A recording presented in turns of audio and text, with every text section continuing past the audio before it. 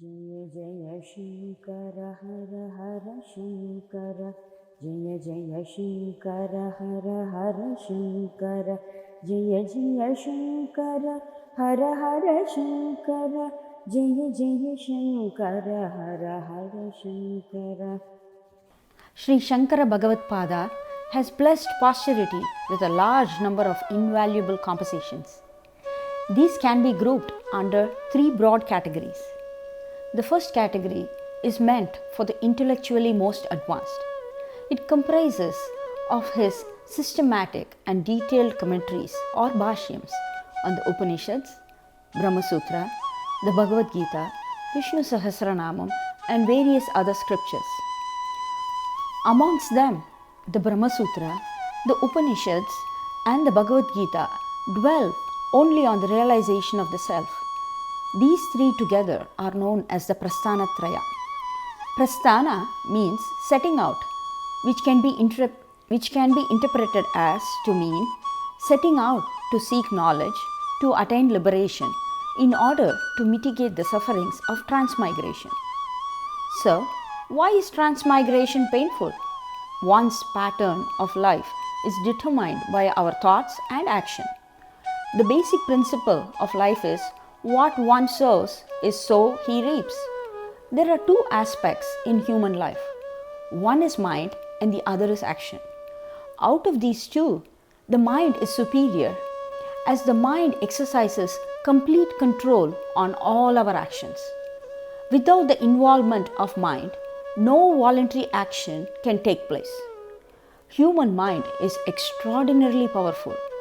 Human birth is a divine gift because the human mind is the only means through which Brahman can be realized. There is no other way to self-realization. Rituals do not give liberation. At the most, they form the foundation for spiritual pursuit. In order to realize Brahman, the twin requirements are: one is knowledge about the Brahman and the other is practice. Unless one attains perfection in these two, desired results will not be attained. Such realization can be achieved only by learning under a guru's upadesha. Brahma Sutra, authored by Maharishi Vedavyasa, is the essence of Vedanta, the logical end of the Vedas. The opening commentary on Brahma Sutra by Sri Sankaracharya is called Adhyasa Bhashya. This introduction to Brahma Sutra is considered to be the masterpiece of Bhagavatpada's works. Profound philosophers have been astounded by the way he has given a brilliant introduction to the whole masterpiece of Brahma Sutras. It serves as the benchmark for Vedanta studies thereafter. Adi Sankaracharya, in his famous introduction to the Gita Bhashyam, speaks about how Vedas expound twofold dharmas for people. Pravritti dharma, or the path of action for those with desire, and Nivritti dharma, or the path of knowledge and dispassion for those who have turned away from desire. In other words, Pravritti and Nivritti dharmas form the twofold essence of the Vedas. The second category consists of independent works known as Prakarana Granthas. Having written monumental commentaries on the great philosophical truths of the Shastras, he composed several subtexts called Prakarana Granthas with the objective of reaching the message of Vedanta to the common man. These philosophical treatises serve as a user's manual or a guidebook which explains in simple terms without much of discussions and elaborations. These vary in lengths from very few verses to 1000 verses. The Viveka Chudamani is the crown jewel of the Prakarana Grantha texts. As the title translates, crest jewel of discrimination. He expounds the Advaita Vedanta philosophy in this monumental work, discussing key concepts including Viveka or discrimination between the real, unchanging, eternal and the unreal, changing, temporal, Prakriti and Atma, the oneness of Atma and Brahman, and self-knowledge as the central purpose of spiritual life, resulting in moksha. Sarva Vedanta Siddhanta Gocharam Tamagocharam Govindam Paramanandam Sadgurum Pranatosmyaham. I bow to Govinda, whose nature is supreme bliss, who is the Sadguru, who can be known only from the import of all Vedanta, and who is beyond the reach of speech and mind. In this opening stanza, he ingeniously uses the word Govinda to refer to God and his Guru Govindapada. Vakya Vritti, a collection of 53 verses explaining the Mahavakyas. For anyone wishing to understand the essential tenets of Advaita, the Tattva Bodha, the knowledge of the truth is a mandatory reading. The question-answer format is a dialogue between the student and teacher. Sadhana Panchakam. In these 5 simple verses, Acharya lovingly lists the ways and means which can readily be followed by all students of Vedanta seeking direct experience of the divine beyond the mind, the spring of consciousness. Each stanza contains within itself 8 injunctions arranged in a logical and ascending scale, and so this small work actually contains 40 injunctions. Kaupina Panchakam, a short poem with 5 stanzas which glorifies the life of a sannyasi. An ascetic is supposed to renounce everything, and his only property is a loin cloth or a kaupinam received from his teacher or guru. In Nirguna Manasa Puja, he talks about how the puja rituals are to worship the symbol of the self or Atmalingam. Shining like a jewel and situated in the heart lotus within the city of illusion, the river of faith from the unsullied mind is offered as the Abhisheka with the flowers to attain Samadhi or release from rebirth. Matru Panchakam extols the greatness of the mother. Prashnottara Ratna Malika, a question-answer format of life rules. Dhanyashtakam says that knowledge alone brings about tranquility of the senses.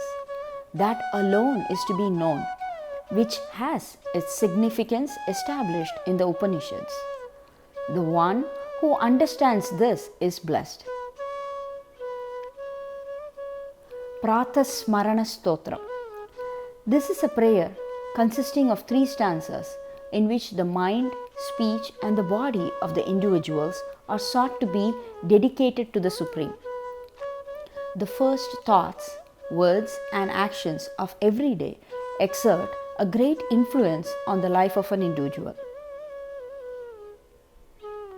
Upatesha Panchakam says, study the Vedas every day. Do the karma prescribed therein. Through that act, worship the Lord. Give up the thought of doing an act with desire for its fruits. Shake off the sinful deeds. Consider understanding the defect in the worldly pleasure. Strive for knowledge of the Atma or self. Get out of your home without delay. The home here refers to the body, which is housing the Atma. There is a very interesting incident. While wandering in the search of a guru, Sankara reached the cave where Sri Govinda Bhagavatpada sat in meditation.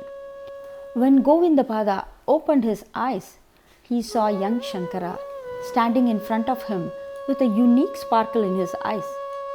When he inquired to ask, "Who are you?" for a question that the common people would have answered with their name, Sri Sankara gave a thrilling introduction that we today know as Nirvana Shatakam.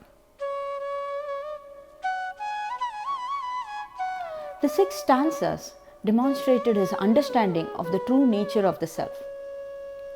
Govinda Bhagavatpada instantly knew that Sankara was a divine and realized soul. He offers monkhood, takes him as his disciple, and shows him the way forward. Vana can mean both sound and form.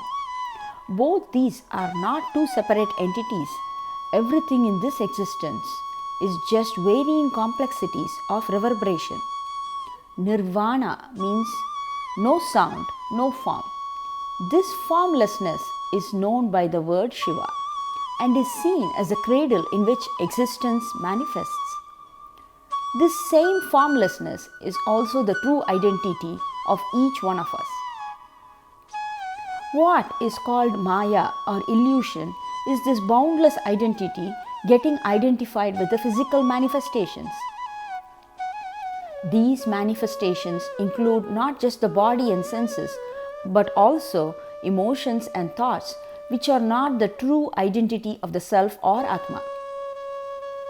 The aim of yoga, known by the words like mukti, moksha, or nirvana, is to disassociate yourself from the false identity with these physicalities and realize that the nature of what we consider as I is truly formless and boundless.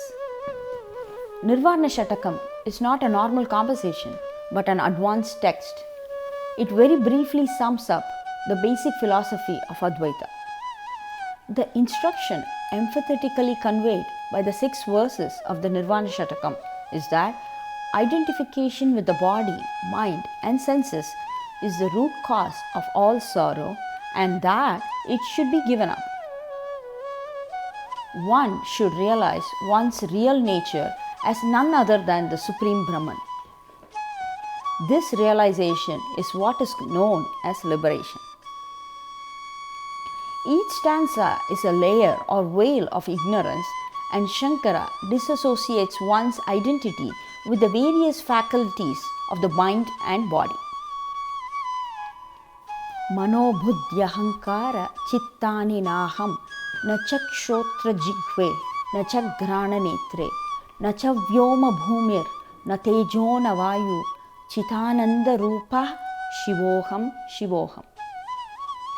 Stanza 1 is introspection of who am I? Shankara says he cannot be identified by the aspects of the mind or senses or the Panchabhutas that his body is made of. He is just the Atma, pure consciousness. In stanza 2, he says, I am not the body or its components. I am not the Panchavayu or the 7 elements, dhatus, that the Ayurveda identifies as the building blocks of the gross human body, or the Panchakosha or Panchakarmendriya, the 5 external organs in the human body. Shankara says, despite the complexity of the human body and the immense capability and the mastery with which one can employ these 5 sense organs and the 5 action organs, one should not get stuck with being identified with them. He concludes, my true self-identity is the eternally blissful form of nirvana. In stanza 3, he contemplates on the emotions and the various attainments we experience. Am I my emotions? He says no. I am not bound by likes, aversion, greed, illusion, pride, or jealousy. Our true self is beyond all these emotions. I am also beyond the 4 purusharthas that a human seeks: dharma, artha, kama, and moksha. A soul is even beyond moksha as it is already free and boundless. Stanza 4 identifies with the various experiences that we seek. Punyam, papam, the results of appropriate or inappropriate action. Saukyam, happiness. Dukkham, unhappiness. Mantra, the purest sound used for chant. Tirtha, a holy place to visit. Veda, the ultimate knowledge to gain. And Yajna, the loftiest, highest of actions. We see these 4, mantra, tirtha, Veda, and Yajna, as tools that help one transcend our limitations. Shankara says, in reality, the true self is not bothered by any of these means either. It is neither the bhojyam, bhojanam, or bhokta, what is being consumed, the act of consumption, or the consumer. The true sense of I is neither the subject nor the object, and not even that verb. It's just pure consciousness and bliss. Stanza 5 talks about identification with relationships. The false identifications we hold from birth to death, mother, father, birth or death, relative, friend, guru or student. Mrityu is always only for the body and never for the Atma. The Atma is everlasting pure bliss and consciousness. In stanza 6, finally he concludes that I am without transformation and without form, and I exist everywhere. Pervading all the senses, I am not attached to that, which means I am neither detached, nor am I liberated, nor am I even defined. Thus he eliminates the attachments of body, mind, intellect, object, emotion, thought, or perceiver, feeler, or thinker, and says the Atma is pure bliss. Nirvana Shatakam echoes the message of the Bhagavad Gita that the body just houses the Atma, and understanding this distinction is the first step to liberation. Hence, it is also referred to as Atma Shatakam. The third group of works are the meditative hymns. These hymns foster bhakti and serve as a preparatory step for the higher Vedantic learning. Guru Ashtakam. This poetic composition throws light on having devotion towards one's Guru, the ultimate preceptor. It beseeches spiritual seekers to bow down to the lotus feet of their respective Gurus, as it is not possible to achieve material happiness or liberation without his grace. All the stanzas of the Guru Ashtakam speak of the unworthiness of every material achievement and possession if one is not devoted to his Guru. All the stanzas end with the line Manaschenya Lagnam Gurorangri Padme Tatat Kim, Tatat Kim, Tatat Kim, Tatat Kim. If one's mind is not centered upon the lotus feet of the Guru, what purpose does it serve? The Guru Ashtakam exemplifies the need for a Guru. The scriptures are ambiguous. The diverse hidden meanings and the cross references need to be explained by a learned Guru.